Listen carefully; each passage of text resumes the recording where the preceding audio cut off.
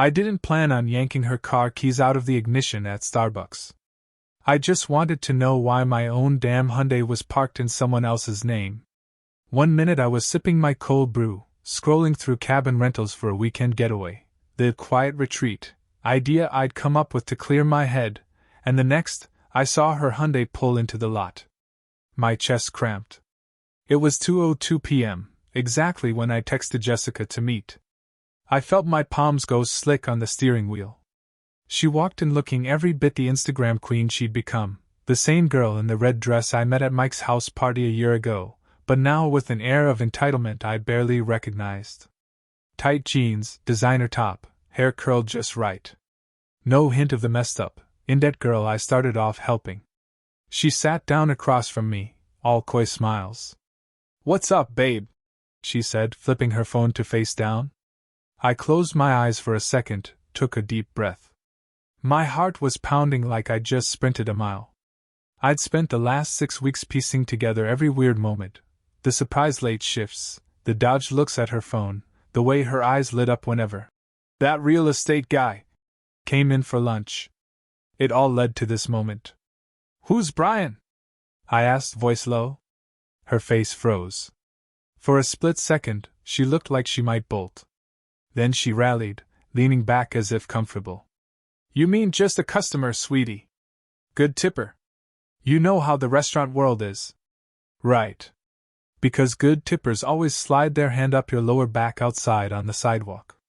I felt bow rise in my throat. I'd spent the last year bailing her out, one financial crisis after another, believing her sob stories. I'd paid off $18,000 in credit card debt, restructured her bills, negotiated her rent, kept her phone on, even poured $24,000 into a new Hyundai because her old car finally died on her. All that, and she had the nerve to tell me she didn't belong at my level anymore. That stung more than any lie. "I saw you with him last night," I said. "In your building's parking lot. You two were alone." She frowned, outrage flickering through her green eyes. "You're being paranoid. Let's call it see-for-yourselfism." My voice was steady. I reached into my jacket pocket and pulled out a stack of photos I'd taken on my phone camera, grainy stills of her outside her building, leaning into the BMW, his hand on her lower back. She blanched. "Where'd you get those?" she hissed. "You've been stalking me?" "No," I said, sliding the pictures across the table. "I work late so you don't notice, and I happen to live 5 blocks away. I'm not a detective, I'm just your boyfriend paying attention." I watched her swallow, her lips parting. "So answer me, who's Brian?" A flush crept up her neck. "He's a friend. For you or for the restaurant?" I asked, folding my arms. She closed her eyes, exhaled sharp. "I'm sorry you had to find out this way. But I'm worth more than you, Jake. I outgrew you." My chest tightened at the words. I could feel a knot creeping down into my gut. "Outgrew me?" I repeated. I leaned forward. "You haven't grown at all. You just found a bigger wallet." She snorted. "I'd rather be with someone ambitious, someone who isn't worried about every penny. Brian, he just bought a condo downtown. He's going places. You're an IT guy living in your fixer-upper, saving for, what? A house someday? That'll be forever." I felt that sting of shame, my savings, my budget spreadsheet, the way I tracked every expense so I could help her get straight. I dipped into my house fund to pay off her debts. I'd assumed she appreciated it.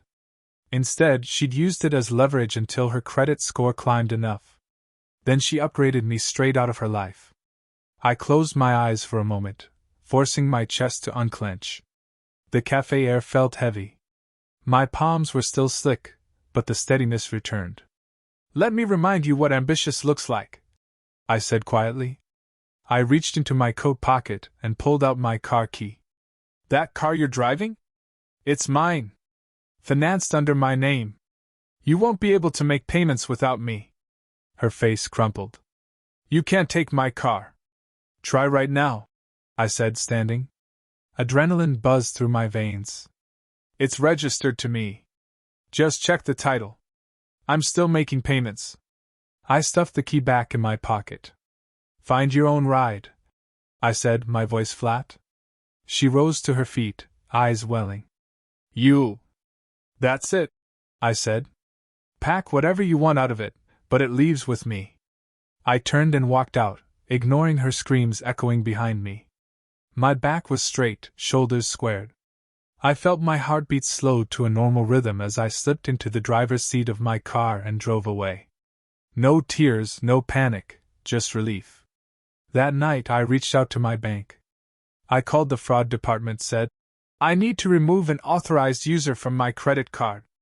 She's no longer part of my life, and I'm concerned about unauthorized charges. 2 minutes later, she was off my account. A few clicks online and I canceled all the autopay agreements I'd set up for her bills. No more consolidations, no more bailouts. I'd protected my own money, $18,000, $24,000, and counting, that I wasn't going to toss down her drain. But I wasn't done. I found the lease paperwork. 6 months ago, I co-signed her lease because her credit was a disaster. Turned out I could undo that too. I called the property management company. I'm removing myself as co-signer for Jessica Wilson at 456 Urban Heights. Effective immediately. A week later, she was served an eviction notice. The place was hers for the moment, but without me, she didn't even qualify to stay. Then I did something I almost talked myself out of. I Googled Brian Thompson Realtor Downtown and found his email. Leaning on my laptop in the living room at 2 a.m., I wrote, Hey Brian. You don't know me, but I'm Jake, Jessica's ex. I want to give you a heads up. Last year I paid off about $18,000 of her credit card debt and bought her that Hyundai you've seen around. She dumped me right after her finances were back on track, claiming she'd outgrown me and moved in with you. Just so you know, she has no financial stability, terrible credit, no job security, and a habit of leaning on generous guys for free rides. If you're paying her rent or footing bills, you'll get stuck. I have documentation to prove all this, so you can ask if you want. Good luck. Jake. I hesitated, thinking maybe it was too petty. But then I remembered the way she said I was holding her back. I hit send. Within an hour, her phone was blowing up, texts from both of us. I blocked her number immediately after to keep my peace. 3 days later, Ryan, her coworker from the restaurant, texted me. Dude, she just got fired. Showed up 2 hours late because the car she borrowed from you got repoed. Then screamed at the manager. I felt that pulse of vindication mixed with a faint regret. It still sucks when someone you once cared about crashes and burns, but I knew it was on her. She'd engineered this. But just when I thought the dust was settling, the next shoe dropped. Tax season rolled around. I sat down to file in mid-April, opened my W-2, and noticed discrepancies between my reported income and actual deposits. Something didn't add up. Then I found them, a dozen $200 to $300 cash withdrawals flagged as authorized on my debit card. Over $8,000 vanished between September and March. My veins went cold. I called the bank, heart in my throat. The fraud rep pulled up my account. These withdrawals were made in person at branches around town, with your PIN and signature. Copies of the slip were emailed to me. My stomach dropped. The signatures looked just like mine, but I hadn't stepped foot in any of those branches. I called again. We'll send you the surveillance stills, the rep said. Then I saw her. Jessica, at 3 different ATMs, swiping my debit card, once wearing the same jeans I'd bought her, once in a coat I'd gifted her on Christmas. Each image was crystal clear. She'd written, J. Reynolds, beneath the withdrawal. I could feel the blood drain from my face. She was still using me as an ATM. I reported the fraud immediately, freezing my accounts and requesting new cards. 2 days later, the detective called. We have footage of a woman using your card. Can you identify her? I didn't even hesitate. That's my ex, Jessica Wilson. The detective explained they'd built a case. Jefferson County had seen 2 other reports like mine, women messing with roommates' finances to stay afloat. We suspect it's the same pattern. Find a guy, move in, clean out his account, move on. We're issuing an arrest warrant. I sat on the love seat, just staring at the phone, jaw slack. Everything clicked. The way she got close, the perfect sob stories, the friend at the restaurant boosting her confidence. She never loved me. She loved my money. A week later, she was in handcuffs for identity theft, fraud, forgery. I provided the receipts, every credit card statement showing my payments, every text where she thanked me. It was airtight. They slapped her with 18 months in the county jail plus probation, court-ordered restitution to all her victims. I felt a strange relief. Karma had shown up, and she was locked away long enough to stop her from sinking other guys.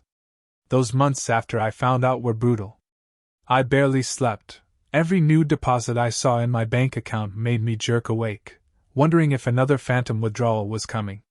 I installed a security camera in my apartment hallway, changed every password, deleted old apps, got a burner phone. I even saw my appetite vanish. I was down 10 pounds in 2 weeks from stress alone. At work, I'd been that reliable IT guy, but suddenly I caught myself zoning out mid-meeting, thinking about who might be trying to hack my accounts next. My performance slipped until I forced myself back into routine. I started biking to work, doing push-ups at lunch to squeeze out some adrenaline, and journaled at night to clear my head. A good thing emerged, though. I poured those extra hours, previously wasted on budget meetings for her, into my own career.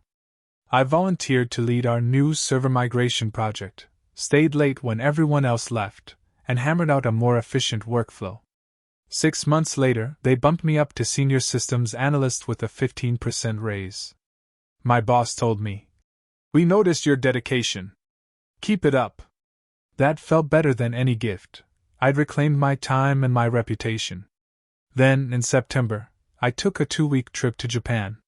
Just me, my backpack, and a one-way ticket.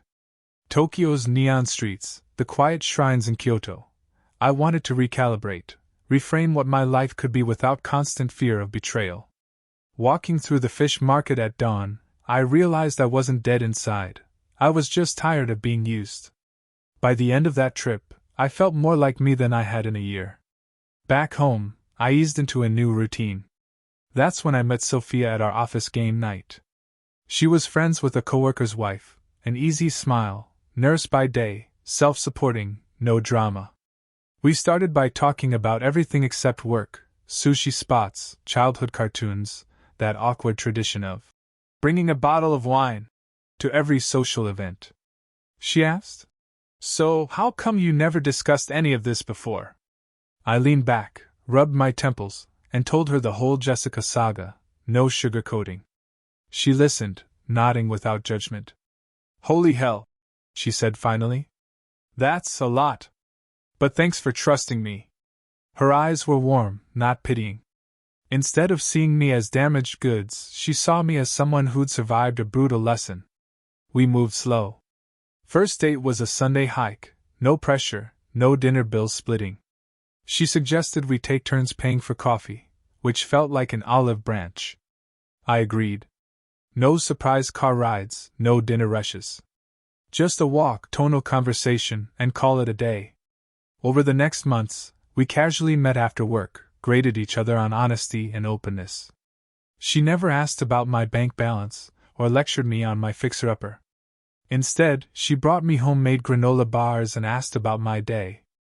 That difference, someone showing genuine interest without a financial angle, felt revolutionary. I've been with Sophia for about 5 months now. We haven't merged finances or talked about moving in. I suspect I'll always be cautious about that level of commitment. My money is my fortress. She understands and doesn't push. In fact, the other night she said, "Whatever timeline you need, I'll wait. No rush." That felt like a gift. I catch myself smiling when she's not around, just gratitude that I can trust someone again. Every so often, I get an alert that Jessica's scheduled for early release. I don't celebrate, I'm just wary. Detectives said people like her rarely change. For now, She's still halfway through her sentence at the women's facility.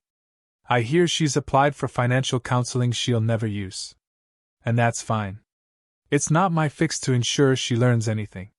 Natural consequences climbed high enough for her: jail time, ruined credit, eviction, zero social circle, friend and family distances. She'll figure it out on her own. If there's one lesson I've learned, it's this: if you meet someone with an endless string of emergencies that always require your money, take a step back. Notice the patterns. Every crisis arrives when you've just started to feel comfortable. Notice how she responds when you question a purchase, if she gaslights you. "You don't trust me?" Or manipulates you. "You're being controlling." That's a flashing neon sign. Real partners absorb your burdens and give back in ways that don't always involve your wallet. They show up when you can't pay rent, they send you silly memes when you're swamped at work, they actually fight your corner in front of your friends. If she's not doing that, don't sacrifice your savings for her self-preservation. My life now is simple: solid job, nice apartment I finally fixed up without anyone else's input, a bike helmet hanging by the door, and Sophia's key sitting on the kitchen counter. I still check my bank account every morning, muscle memory, but I don't panic anymore.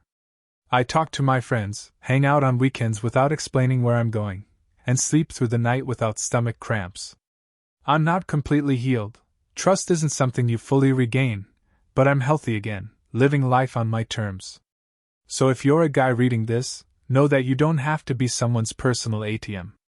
If she unloads crisis after crisis and your name is on every bill, rewrite the script. Protect your finances like you protect your pride. Don't let anyone treat you like a charity case. And when you feel that knot in your gut, pay attention. Trust is built on consistent actions, not perfect excuses. Choose someone who sees your worth, not someone who sees you as a stepping stool. Because no amount of money repaid, no fancy gifts or impromptu trips, can replace your self-worth once it's been spent.